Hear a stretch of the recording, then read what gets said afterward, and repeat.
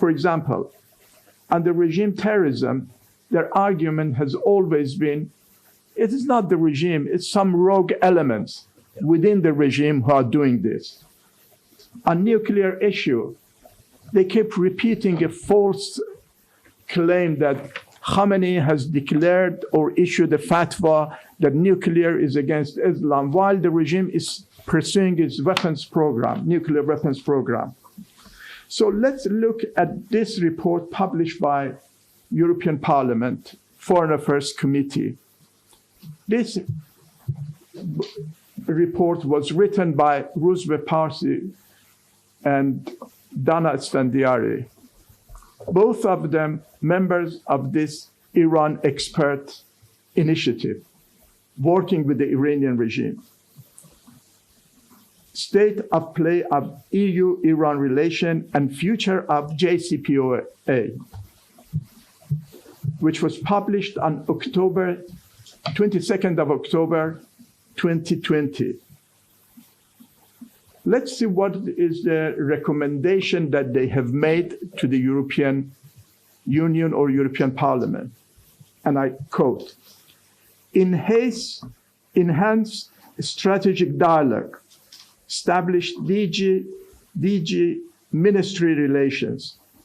Next, the European Parliament should strive to re-engage with the Majlis, the regime's parliament, in order not only to present the variety of European views, but also to build a better appreciation of political forces and nuances in Iran that are active on various issues. Establish tech environment exchanges and funds, water and waste management as key. Allocate funds for EU delegation in Tehran and insist on it as part of the progress timeline. Further develop cooperation on combating drug smuggling and developing drug rehabilitation programs. And finally, restart trade and cooperation agreement talk. These recommendations have been made at a time that the mullahs have been continuing their nuclear weapons program. They have been engaged in carrying out terrorist activities in European soil, and at the same time continuing with the suppression inside Iran. But no recommendation to do something to stop the regime's terrorism in European soil. Completely ignore it. But that's not all. Ruzbe Parsi talks about building, and I quote, building a better appreciation of political forces and nuances, a better understanding of which political forces in Iran. The moderate that doesn't exist. But as I said, this is not all. In this report, Parsi refers to 2 assassination attempts by Iranian regime or by Iran in Europe that was taken place in 2018. This is what he wrote in the same report. First plot was set against a backcloth of the June 30th rally in Paris held by the exiled opposition group, the People's Mujahideen of Iran, MEK. And then, instead of condemning the Iranian regime or saying anything about the regime's heinous act, it described the MEK, start attacking the MEK, the PMOI, by saying, Iran considers MEK, and I'm quoting, Iran considers MEK to be a terrorist organization, as they have been behind several assassinations and bombing of high-ranking government officials in the 1980s, and possibly involved in the assassination of Iranian nuclear scientists 2007-2012. The US had them on the terrorist watch list until 2012, but a number of politicians, Democrats and Republicans, are supporters of the group, end of quote.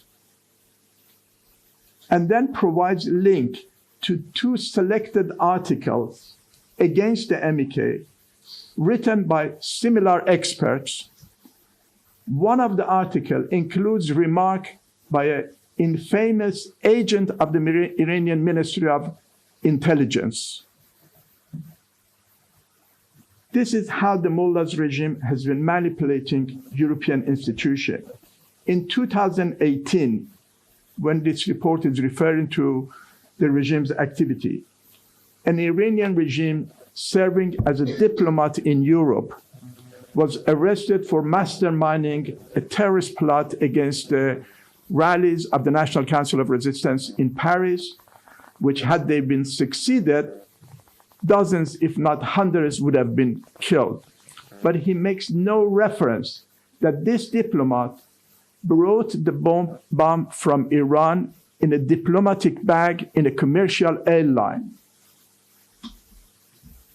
He's completely silenced. When he refers to the designation of the MK as a terrorist organization, he forgot to say, or he deliberately does not say anything about the fact that top or senior US official publicly said that the designation was a goodwill gesture to the Iranian regime. Mohammad Khatami, who was just elected as or selected as a president, and they thought he's a moderate. Mm-hmm. He doesn't mention about the fact that the case was taken to the court, and the Court of Appeal in Washington, D.C. threw out the designation because they had no evidence whatsoever.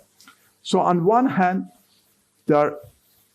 he has been advocating rapprochement with the regime, better relations, more trade with the regime. At the same report, attacking the main opposition to the regime. But nothing about the fact that the NCRI, the PMI, and many dignitaries were the potential victim of the terrorist assassination by a regime diplomat in European soil. In conclusion, first, in my belief, the EU conciliatory approach and policy of appeasement have laid the ground for the regime to advance its disinformation campaign. It is time to stop this destructive policy, which has been to the detriment of the Iranian people and also the European people. And second, it is time for the EU to listen to the voices of the Iranian people. It is time to side with the Iranian people and their resistance for changing the theocratic regime in Iran.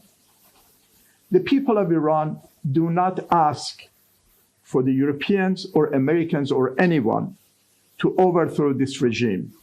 It is their task, and they are capable of doing so. But they expect the Europeans and the Americans not to assist the regime and to recognize their legitimate fight against the regime and its repressive IRGC, Islamic Revolutionary Guard. I thank you very much.